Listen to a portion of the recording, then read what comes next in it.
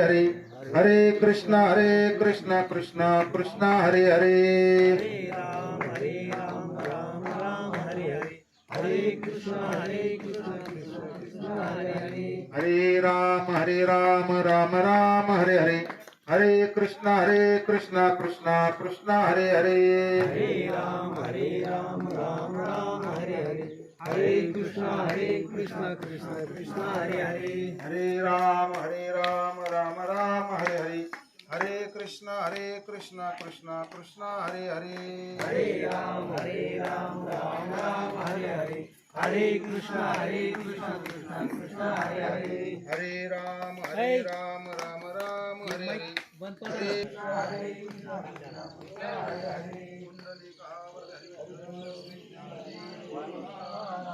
जय धर्मवीर संभाजी महाराज खंडेराव भगवान की जय.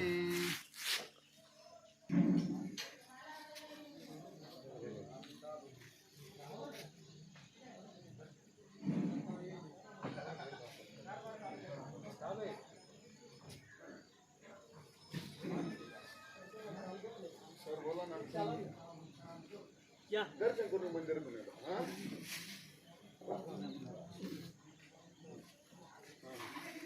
दादा इकडे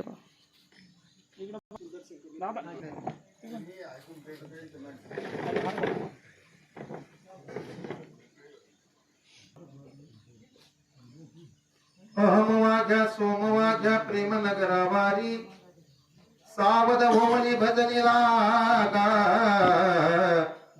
देव करा कैवारी मल्हारीची वारी माझ्या मल्हारीची वारी इच्छा मुरळी पाहू नका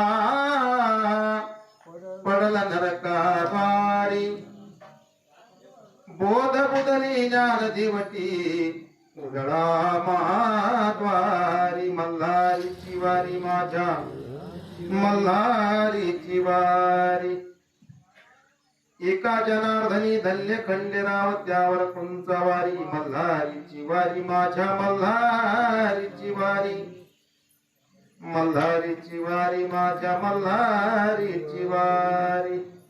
प्रस्तुत प्राप्त प्रसंगी प्रवचन रूपी सेवेसाठी भगवान मार्तंड मल्हारी यांच्या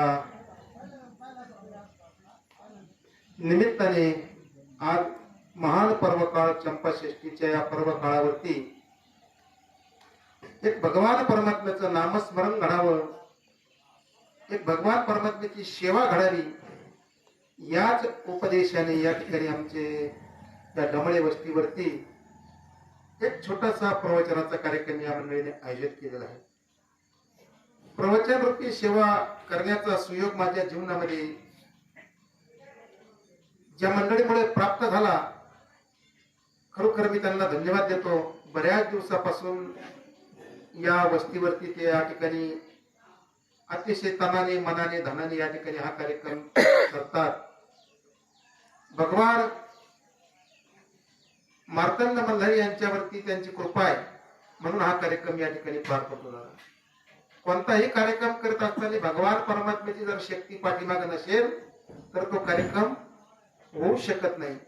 म्हणून बऱ्याच दिवसापासून आमचे आदरणीय हरिभक्ती परायण आमच्या पंचक्रोशीचं भूषण आमचे, मी त्यांना दादाच म्हणतो, दादा सर्वांचे दादा आहेत, उत्तमराव पाटील डमळे दादा आणि त्यांचे सुपुत्र आमचे विविध कार्यक्रम सोसायटीचे सन्माननीय चेअरमन किरण अण्णा डमाळे आणि भाऊसाहेब पाटील डमाळे, त्यांचे नातू असतील, त्यांच्या सुना असतील, संपूर्ण हा डमाळे पाटील परिवार.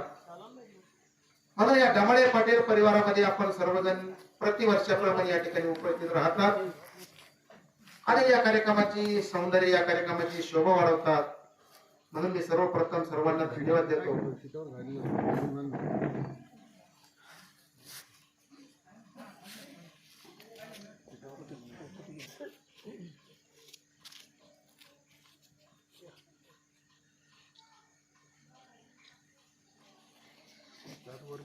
ज्यांचं आगमन झाले आमचे वैजापूर तालुक्याचे सन्मान्य मनाजी पाटील मिसाळ साहेब तेही या कार्यक्रमासाठी उपस्थित झाले. याच गावचे भूमिपुत्र आदरणीय विठ्ठलराव पाटील डमाळे माजी सरपंच तेही या कार्यक्रमासाठी उपस्थित झाले.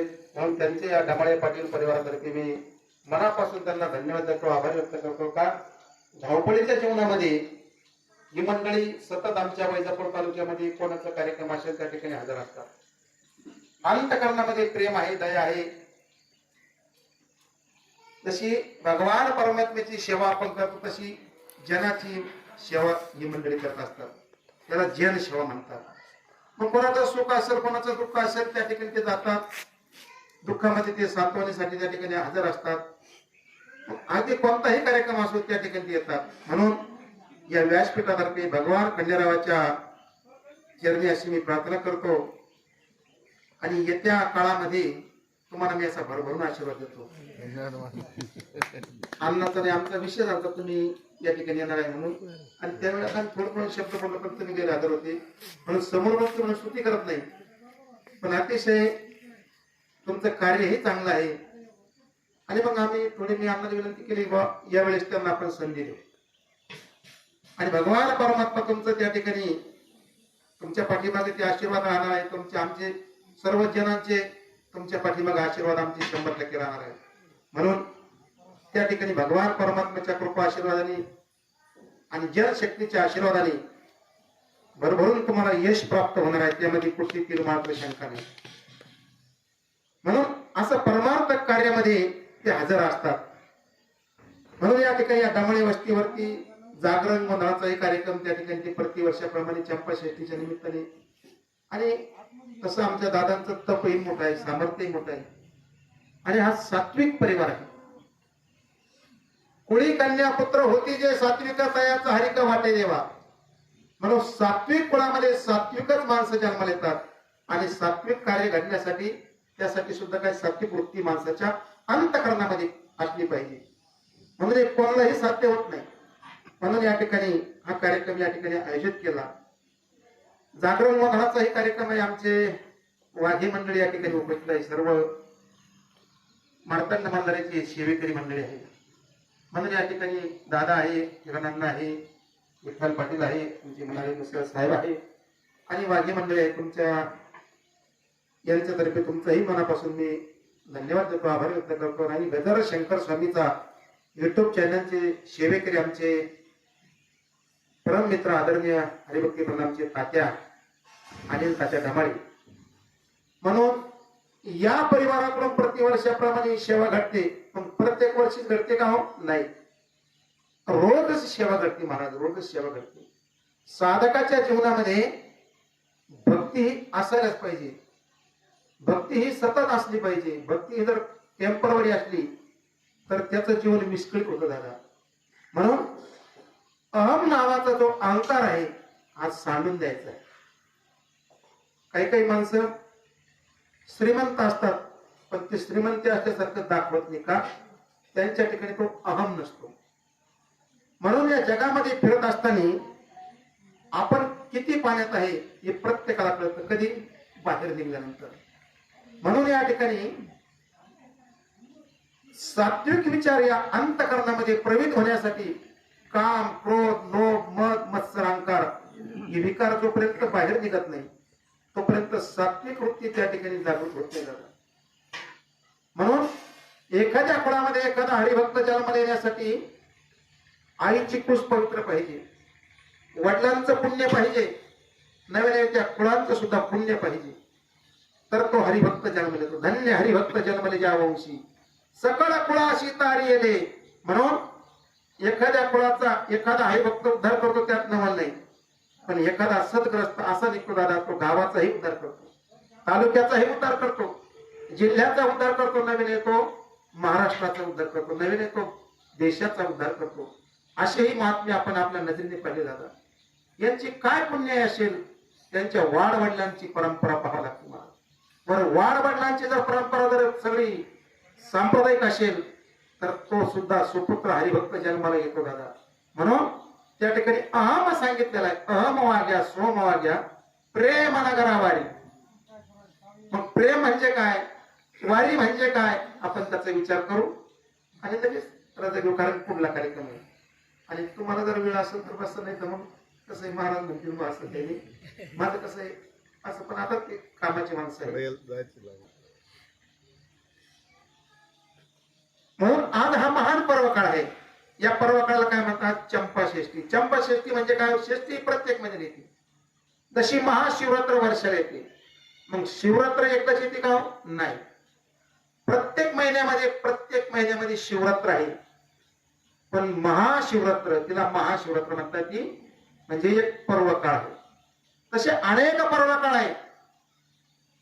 60 वर्षाने एक पर्व काळ येतो, तो म्हणजे कपिला षष्ठी. 12 वर्षाने एक पर्व काळ येतो, तो म्हणजे कुंभ, सिंहस्थ कुंभ, आता आपला नाशिक मध्ये होणार आहे. आणि पाठीमागे प्रयागराजला आपण पाहिला, तो किती वर्ष मला, तो 168 वर्ष. म्हणजे असे अनेक पर्व काळ आहेत. पण खरोखर तुम्हाला मी सांगतो, आपण गमळे पाटील, आपण खरोखर भाग्यवान का, तो कुंभ आपण आपल्या डोळ्याने पाहिला, ते ऋषी मुनी, ते साधू संत आपण आपल्या डोळ्याने पाहिले. खरं कोणत्या जन्माचं भाग्य असेल आपलं, म्हणजे काहीतरी वाढ वडिलांची ही पुण्य असेल दादा, म्हणून आपल्याला हे भाग्य आपल्या डोळ्यासमोर आपल्याला दिसलं जातं. म्हणून तुका म्हणे जन्म आल्याचे सार्थक विठ्ठलाची एक देखलिया, म्हणून या न्यायाप्रमाणे म्हणून भगवान परमात्म्याने आजच्या तिथीला अवतार घेतला. आपण त्याला अवतार म्हणू. अवतार कशा करता घेतो देव, अवताराचं कारण काय, अवताराचं प्रयोजन काय, आणि अवताराचं निमित्त काय आहे. या भगवान परमात्मा या ठिकाणी येतो कशा करता, तुम्हा आम्हाला सुलभ होण्यासाठी. तो निर्गुण आहे, तो निराकार आहे, त्याला रंग नाही, त्याला रूप नाही, त्याला आकार नाही, त्याला नाव नाही, पण तो तुमच्या आमच्या करता रंगही धारण करतो, रूपही धारण करतो आणि आकारही धारण करतो. नव्याने तो नाव सुद्धा धारण करतो. कशा करतो, तो राम आहे, तो कृष्ण आहे, तोच विठ्ठल आहे, तोच भगवान परमात्मा मार्तंड भैरव या स्वरूपामध्ये आज या ठिकाणी प्रकट झालेला आहे. भगवान शंकराने साक्षात भगवान परमात्म्याने अवतार घेतला. ब्रह्मदेवाने 2 राक्षस उन्मत्त झाले होते दादा, असुर उन्मत्त झालेले आहे, जिकडे तिकडे अहंकार झालेला आहे, अंधकार झालेला आहे. मोड येले यज्ञ राहिले, कीर्तन पळाले, ब्राह्मण दैत्य भिले. कृतयुगामध्ये ब्रह्मदेवाची आराधना करीत बसलेले 2 भाऊ, 2 राक्षस, मनी आणि मजासूर. या 2 राक्षस तप करण्यासाठी बसलेले, भरपूर असं तप त्यांनी केलेलं आहे. आणि त्या तप केल्यानंतर भगवान ब्रह्मदेव त्यांना प्रसन्न झाले. सांगितलं, तुम्हाला या जगामध्ये तिन्ही काळामध्ये कोणी हरवणार, आशीर्वाद दिला. आणि आशीर्वाद त्यांना प्राप्त झाल्याबरोबर त्यांनी त्या ठिकाणी उन्माद सुरू केली, उच्चार सुरू केला. ऋषी मुनींना त्रास देऊ लागले, यज्ञ मोडू लागले. आणि मग त्या ठिकाणी सर्व देव त्रस्त झालेले आणि सर्व देव त्या ठिकाणी गेलेले आणि त्यांना विनंती केली. सांगितलं, भगवान परमात्म्याला विनंती केली. कशामुळं, हे आसुर त्या ठिकाणी उन्मत्त झाले. आणि ज्यावेळी आसुरी वृत्ती अंतःकरणामध्ये प्रवृत्त होते, त्यावेळेस माणूस पाप करण्यासाठी प्रवृत्त होत असतो. मनुष्य विसरून जातो सर्व काही. का, आसुरी उन्मत्ती जागृत झाली. काम, क्रोध, लोभ, मद, मत्सर, अहंकार हे विकार अंतःकरणामध्ये ज्यावेळेस प्रवृत्त होतात, त्यावेळेस माणूस सर्व विसरून जातो. धर्म काय, अधर्म काय, पाप काय, पुण्य काय, हे माणसाला कळत नाही दादा. म्हणून आसुरी उन्मत्ती जन्माला येण्यासाठी काहीच लागत नाही. काय लागतं, फक्त नास्तिक लोकांची संगत, उन्मत्त लोकांची संगत. म्हणून शास्त्र सांगतं, यांचा त्याग करावा, यांच्या विचाराचा त्याग करावा, सत्संग करावा. म्हणून त्या ठिकाणी त्यांनी तप केलं. त्यांना सांगितलं, जा, तुम्हाला आशीर्वाद आहे, तिन्ही ताळामध्ये तुम्हाला कोणी हरवणार नाही. म्हणून भगवान परमात्म्याने त्या ठिकाणी स्वतः अवतार घेतलेला आहे कृतयुगामध्ये. आणि अवतार घेतल्यानंतर ते राक्षस उन्मत्त झालेले, त्यांच्या समोर भगवान परमात्मा गेलेले आहे. घोड्यावरती स्वार झालेले आहे, हातामध्ये तलवार घेतलेली आहे आणि मल्या नावाच्या राक्षसाची छाती फोडलेली आहे भगवान परमात्मा. त्याला ठार केलं, त्याला मारलेलं आहे. आणि तो शरण आला, भगवान परमात्म्याला विनंती केली, देवा मी अधर्मी आहे, मी राक्षस आहे, पण माझ्यावरती कृपा करा.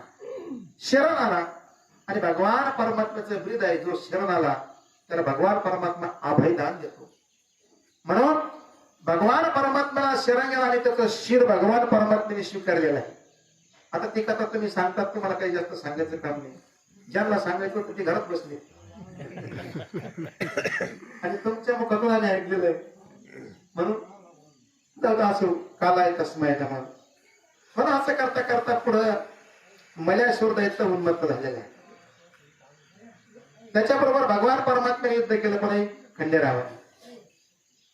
भगवान परमात्मा त्या ठिकाणी त्याच्या सोबत युद्ध करीत असताना तो घनघोर असं युद्ध झालेलं आहे, घनघोर असं.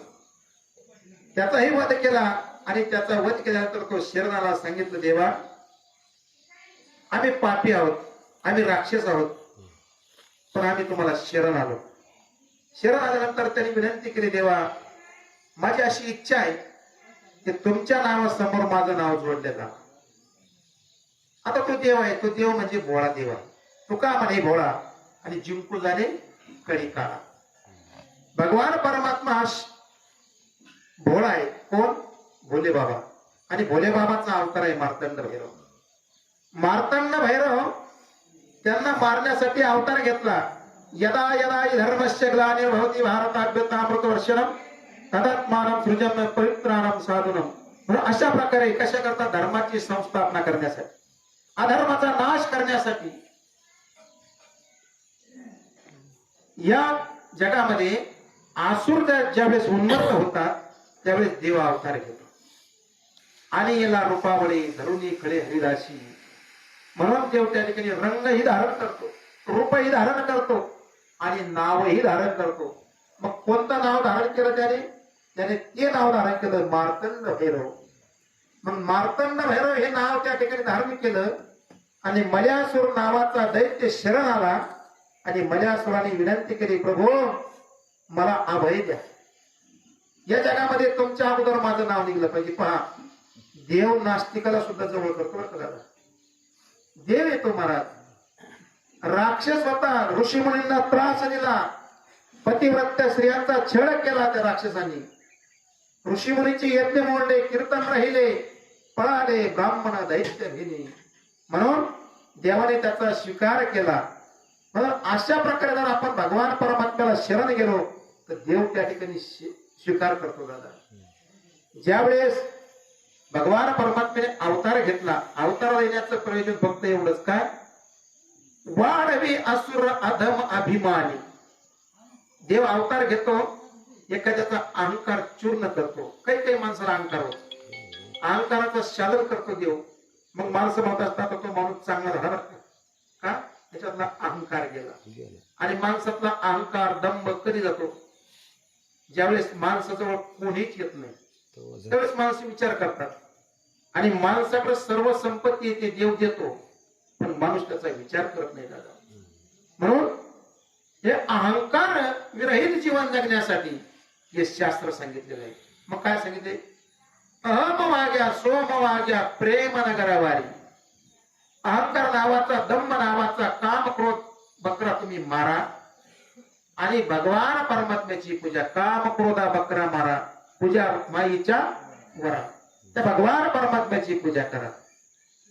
इच्छा मुरळी पाहू नका पडाल नरकाद्वारी. इच्छा म्हणजे काय, इच्छा म्हणजे काम, इच्छा म्हणजे वासना. माणसाच्या अंतःकरणामध्ये ज्यावेळेस वासना निर्माण होती त्यावेळेस माणूस काय करतो, सर्व काही विसरतो, शास्त्र विसरतो. हा मोठा आहे, हा लहान आहे, याचा सर्वांचा विसर पडतो. त्याला म्हणतात काय, इच्छा मुरळी पाहू नका. आणि इच्छा मुरळीने आजपर्यंत मोठमोठ्यांची यादी दिलेली महाराज, सुखांची यादी दिली, व्यासांची यादी दिली, तेव्हा आपला नंबर कोणत्या पंक्तीला आहे, मोठमोठ्यांची यादी पहा महाराज. म्हणून इच्छा मुरळी पाहू नका पडाल नरकाद्वारी. नरकाच्या द्वारामध्ये जाण्यासाठी काय करावं लागतं, नरकाला लागे पापे आचरावे, कथा न करावी विठोबाची. नरकाला जायचं आहे ना, मग सोपं आहे. पाप करा, अधर्म करा, मद्यप्राशन करा, जुगार खेळा, लोकांना त्रास द्या, लोकांची निंदा करा, मग काय होत नाही, त्याने नरकाची प्राप्ती निश्चित होणार.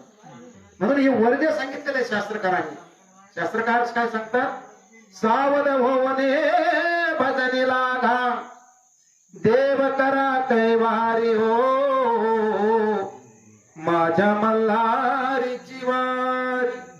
सावध व्हा. सावध म्हणजे काय सांगितलंय, आता तुम्ही हिताच्या ठिकाणी झोपलेले आहे म्हणून त्या ठिकाणी सावध सांगितलंय. सावध होई बापा, काळला रामापा, म्हणून त्या ठिकाणी सावध होण्यासाठी सांगितले. सावध होऊन भजनी लागा, देव करा कैवारी, माझ्या मल्हारीची वारी, माझ्या मल्हारीची वारी. आत्मनिवेदन भरित रोडगा. आता रोडगा म्हणजे काय, आत्म म्हणजे काय, निवेदन म्हणजे काय. आपल्या अंतःकरणामध्ये पवित्र भगवान परमात्म्याची एक छबी अंतःकरणामध्ये ज्यावेळेस रुजू होती दादा, त्यावेळेस त्याला सांगितलं आत्मनिवेदन. अंतःकरण हे फलीभूत झालं पाहिजे, लोण्यासारखं मऊ झालं पाहिजे. हृदय सभाय नवनीत ऐशे सज्जनाचे चित्त. या न्यायाप्रमाणे आणि आजच्या तिथीला भगवान परमात्म्याला, त्या मार्तंड भैरवनाथाला कोणता नैवेद्य अर्पण करायचा हो? तुम्ही म्हणाल तुला कशाला बोलले, सांगतो. आज भगवान परमात्म्याला भरीत आवडतं म्हणा, बाजरीची भाकर आणि वांग्याचं भरीत. आत्मनिवेदन भरीत आणि रोडगा. रोडगाही चालतो म्हणून काही काही मंडळी आज रोडगाही करतात, भरीत करतात, कारण की त्या देवाला फक्त एवढं लागतं. आता तुम्ही म्हणाल महाराज आपण पंचपक्वानाचं जेवण भगवान परमात्म्याने दिलं असतं, पण देवाला काय हो? देवाला हे फक्त निमित्त आहे, देवाला काहीच लागत नाही. देवा कारणे भाव तस्मात द्यावे न लगे फारसे वित्त, झाले एक चित्त तरी बहुत, एवढ्यासाठी नका करू आता हात गा. म्हणून आत्मनिवेदन भरित रोडगा देवतीला हरोहरी, मल्हारीची वारी, माझ्या मल्हारीची वारी. नाथ महाराज त्या ठिकाणी उपदेश करतात. नाथ महाराज म्हणतात, एका जनार्दनी धन्य खंडेराव, त्यावरी उंचवारी. म्हणजे त्या मार्तंड मल्हारीची आपण जर भक्ती केली, आराधना केली, सर्व सुख दुःख आपण भगवान परमात्म्याला जर सांगितलं, त्या मार्तंड भैरवनाथाला सांगितलं, तर तो आपलं अंतःकरणामध्ये असलेला मलिनपणा, अंतःकरणामध्ये असलेलं पाप, अंतःकरणामध्ये असलेले काम, क्रोध, लोभ, मद, मत्सर, विकार, अहंकार हे काढून घेतो आणि त्या ठिकाणी तो कृपा करतो. कृपा करी हरी तयावरी. म्हणून या न्यायाप्रमाणे या ठिकाणी नाथ महाराज वर्णन करतात. म्हणून आजच्या तिथीला फार मोठं महत्व सांगितलं. हा महान पर्व काळ आहे जीवनामध्ये. आणि काही मंडळी मग जागरण गोंधळ करतात. उजळा महाद्वारी दिवट्या बोधली, या ठिकाणी मग त्या दिवटीला आपण तेल टाकतो. कशा करता हो? आपल्या घरामध्ये वर्षभरामध्ये आपल्या हातून कळत न कळत पाप घडतात, काही दोष घडतात. मग आपल्या घरातले दोष निघण्यासाठी, अंतःकरणातला मलिनपणा झाल्यासाठी मग आपण त्या ठिकाणी त्या दिवटीला तेल जाळतो. महाराज तेल जाळण्याचा उद्देश एकच आहे महाराज, काय? इडापिडा आमच्या घरातून नष्ट होऊ दे, तशी मंडळी तुम्हाला सांगत असतात. आमच्या आता बाकी बाबा बसलेले अतिशय दादा, मी एक चांगल्या भावनेने त्यांच्याकडे पाहिलं आणि एक खरोखर त्यांच्याकडून बोध घेण्यासारखं आहे. मला एक तप आहे त्यांचं, ती साधना आहे. कीर्तन असतं आमचं 2 तास, आम्हाला काही जास्त दुःख नाही. प्रवचन असतं 1 तास, काही दुःख नाही. कसं आहे, पण ही मंडळी रात्री सकाळी काही वेळेस दिवस दुखतो. महाराज किती तप आहे, किती साधना आहे महाराज. माणसं म्हणतात त्यांची भीत एवढी, तो विषय अलग आहे. पण त्यांच्या जीवनामध्ये त्यांनी जे कष्ट करतात महाराज, रात्रभर देवाचं भजन करतात महाराज. एक चांगल्या दृष्टीने आपण त्यांचा विचार करा. एक अंतःकरणामध्ये भक्ती, पवित्र अंतःकरणामध्ये भाव, याच उद्देशाने ते सेवा स्वीकारतात महाराज.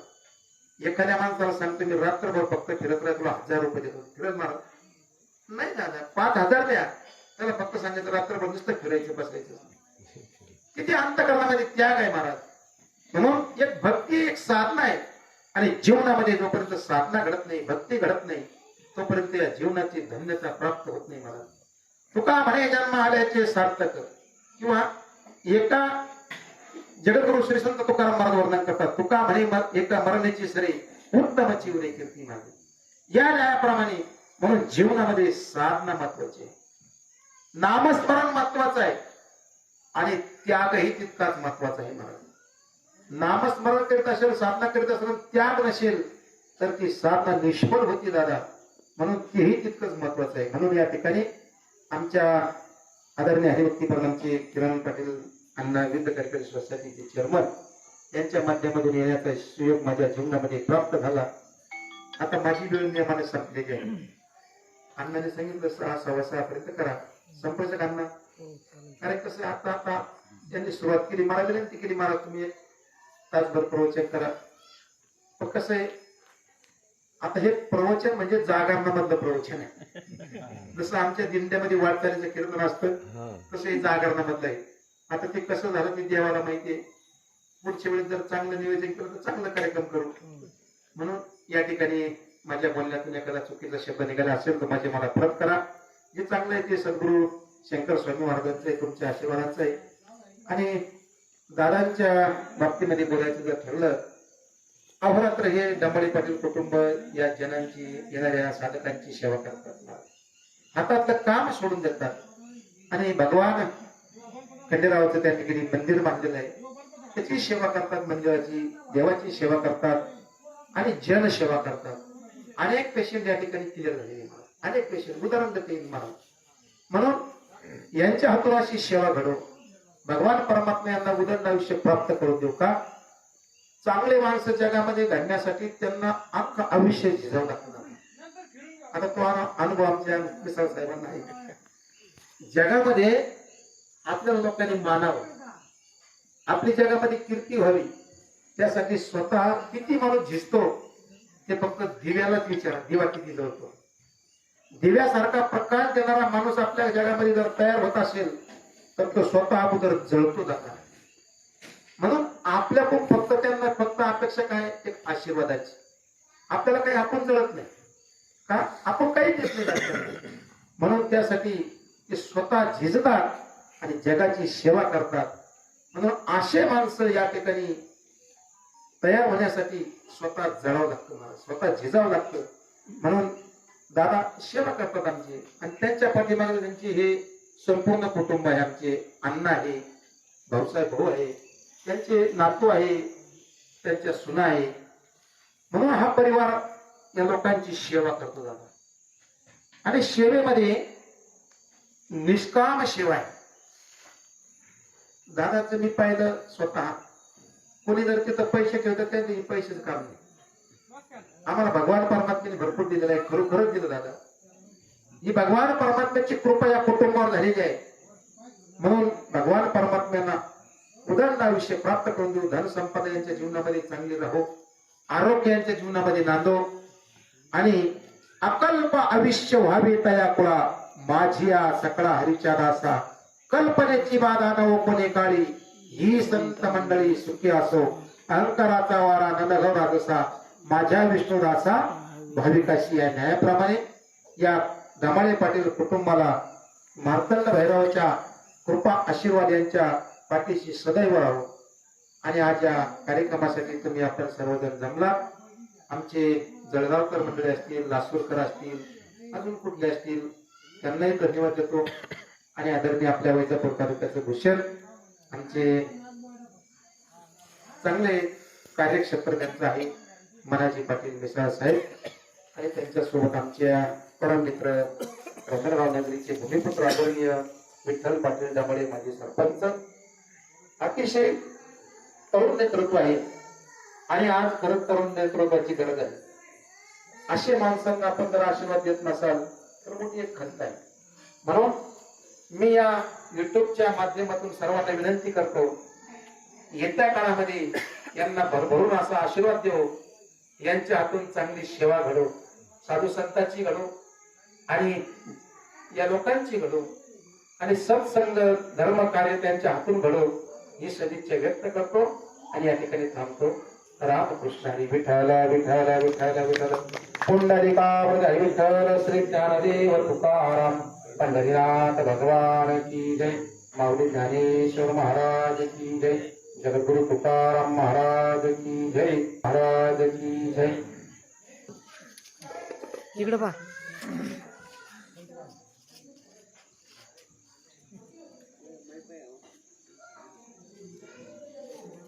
ह्याच्यात घ्या ना. भैया ह्याच्यात फोटो घे. या सगळ्याच्या इकडे या या इकडून हो शिवाय दादा या ना. दादा